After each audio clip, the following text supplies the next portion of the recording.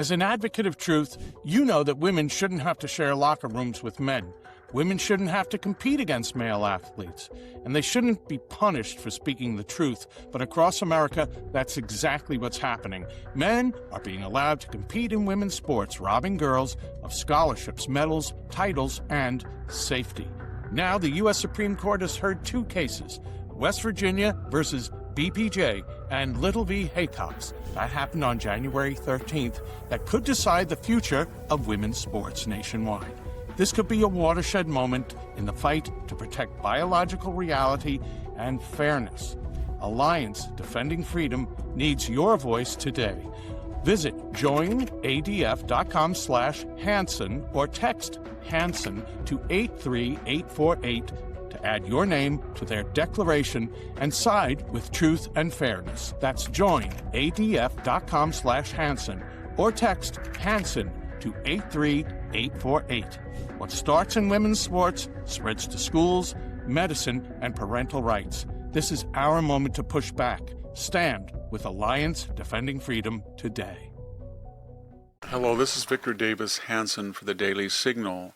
The midterm elections are about 5 months away, and we're having here in California a hotly contested governor's race, and of course everybody's heard about the mayor's race.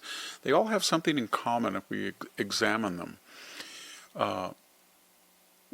There is no Democratic agenda. There's no antithetical agenda to the Republicans. What I'm getting at is if you watch the debates between Spencer Pratt, Karen Bass, and Councilman Rahman, none of them run on their records as incumbents. Karen Bass does not say, I solved the homeless problem and here's how I did it. She's not saying, I've stopped crime and here's how I did it. I have solved and rebuilt Pacific Palisades after the fire, and here's how I did it. And here's my new fire prevention plan. Here's my new water plan so we don't have empty. None of it. And when you see Councilman Rahman, she doesn't either. She doesn't offer. All it is personal invective against Spencer Pratt. When you look at the governor's race in California, you have two Republicans in this jungle primary, Chad Bianco, the sheriff from Southern California, and Steve Hilton, the Northern California entrepreneur who's running. They're both conservative. But they're up against a whole array of Democratic candidates. So if you look at what Javier Becerra says, Kathleen Porter says, Tom Steyer says, there's no agenda. They don't say, I want to continue Gavin Newsom's program. High-speed rail has been a great success. I know we've had some controversies, but I want to finish it, and I can come up with the $250 billion to do it. We should be proud that we have the most illegal aliens in the country. Gavin Newsom allotted $500 million to illegal alien medical care. I'd like to boost that and improve on it. We have a very sophisticated penal system. I know crime is high, but when you treat criminals humanitarianly, in a humane way, crime goes down. So when Governor Newsom, which I second, allowed iPads for people in prisons to use, and maybe some of them abuse them a little bit, that's a good idea, and I'll build on it. And we have the homeless, half the homeless people in the country because they like our weather, and we're humane people. We've got to improve on that. We have the highest gas prices, but that means less pollution. And we have the highest taxes, that's share the wealth. And we're going to tax accumulated wealth of billionaires. Why not? They can pay their fair share. But they don't defend the record in any specificity. None of them do. And none of them do in the Democratic Party on these congressional elections. They never say that we had a president. What happened? We had Joe Biden, and we had a very orderly withdrawal from Afghanistan. It was a model operation. Or, why do we need a border? Joe Biden showed you that we could let in 10,000 people a day, 10 million over 4 years. And nothing was wrong with that. We had a few criminals here and there, but it was a very humane policy. And we want to open that border, tear down that wall, and resume the Biden immigration policy.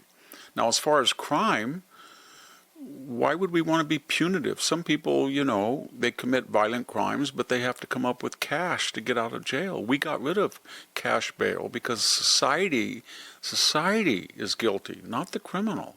We should understand that by now. And before Trump came in, we had DEI, diversity, equity, inclusion. And what it was is that we took into account in a preferential manner your race, superficial appearance, your ethnic background, your sexuality, your gender, etc. And that was a wonderful thing because the country had been founded by white males. The founding fathers were all white males, and 95% were white males, and you know how bad the country is now, so why don't we kind of reverse the process and let other people have preferences to make up for systemic bias and racism?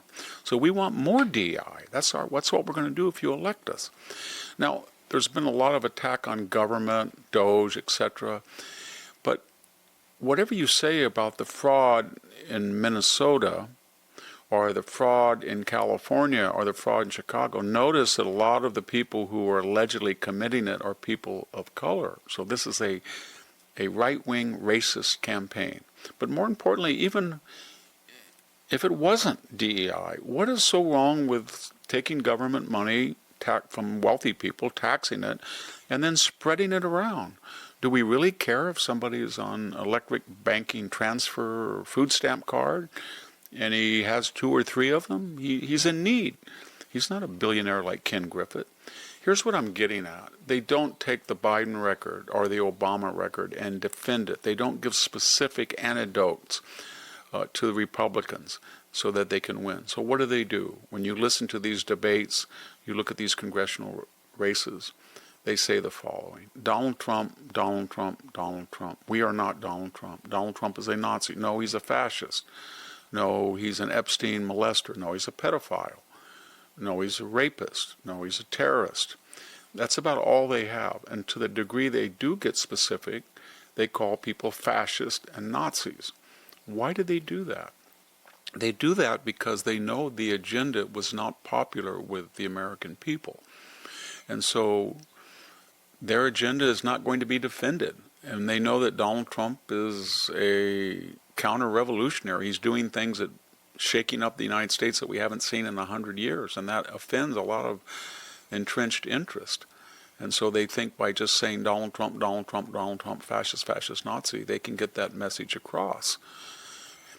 More importantly, they do one other thing in these elections. They talk about changing the system, not working within it when they're out of power. When they lose power, the left, they say the system, not us, lost our power. So if we get back in power, we're going to start lawfare again, just like the 5 civil and criminal cases that went after Donald Trump.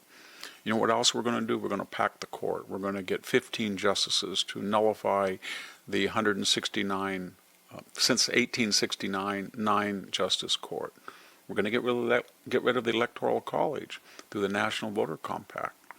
We're going to let in Puerto Rico. We're going to let in D.C. as states. We're going to get 4 senators as well. We're going to get rid of the 180 to 200-year Senate filibuster. That's what they talk about. They talk about changing the system because within the system they're not successful.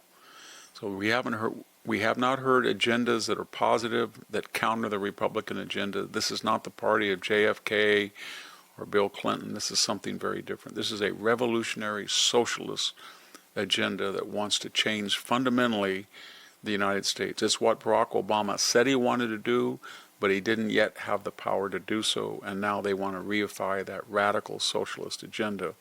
And the only way they can do it is by demonizing other people and calling them names or changing the system. Otherwise, they'd have to have a positive agenda, and that would be equivalent with defeat. Thank you very much. This is Victor Davis Hanson, The Daily Signal. Thank you for tuning in to The Daily Signal. Please like, share, and subscribe to be notified for more content like this. You can also check out my own website at victorhanson.com and subscribe for exclusive features in addition.